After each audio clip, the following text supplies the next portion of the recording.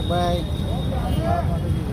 भारत माता की जय, भारत माता की जय, वंदे मातरम, वंदे मातरम, मातरम मातरम, वंदे मातरम, मातरम मातरम, वंदे। एक है तो एक है तो एक है तो एक है तो भारत माता मुमकिन है, मोदी है तो मुमकिन है, एक है तो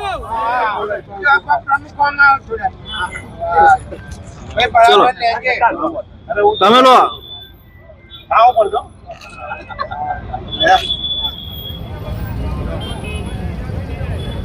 રાજેશભાઈ બસ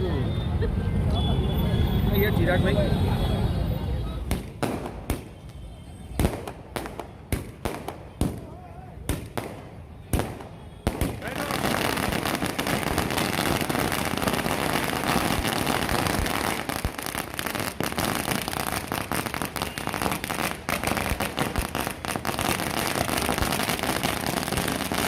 પરંપરાગત રીતે દરેક ચૂંટણી વખતે વિજય ઉત્સવ મનાવવા માટે નડિયાદના કેન્દ્ર સ્થાને જિલ્લાના કાર્યક્રમ થઈ રહ્યા છે।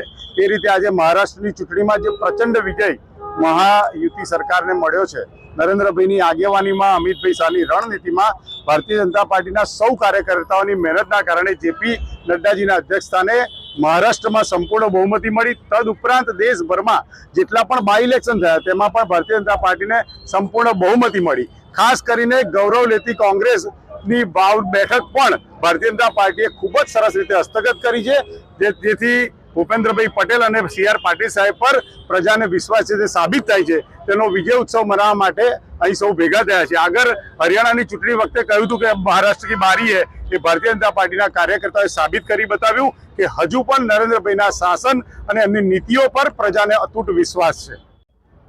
નરેન્દ્ર મોદી સાહેબની આગેવાનીમાં આપણા અમિતભાઈ શાહ સાહેબના સાનિધ્યમાં મહારાષ્ટ્રનું ઇલેક્શન હોય, યુપીનું ઇલેક્શન હોય, ગુજરાતનું ઇલેક્શન હોય, આ ઇલેક્શનની અંદર ભારતીય જનતા પાર્ટીએ ખૂબ સારી બહુમતીથી વિજય મેળવ્યો છે।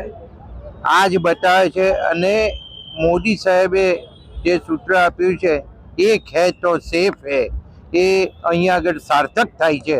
અને મોદી સાહેબ જે રણનીતિ બનાવે છે એને અમિતભાઈ શાહ સાહેબ અનુસરે છે અને આખા દેશની અંદર ભારતીય જનતા પાર્ટીએ આ બાય ઇલેક્શન હોય કે મહારાષ્ટ્રની વિધાનસભા હોય એની અંદર જે વિજય મેળવ્યો છે એ ભારત દેશ માટે ખૂબ મહત્વનો વિજય હતો અને આપણે સૌ ભારતીય જનતા પાર્ટીના કાર્યકરોને અભિનંદન આપીએ।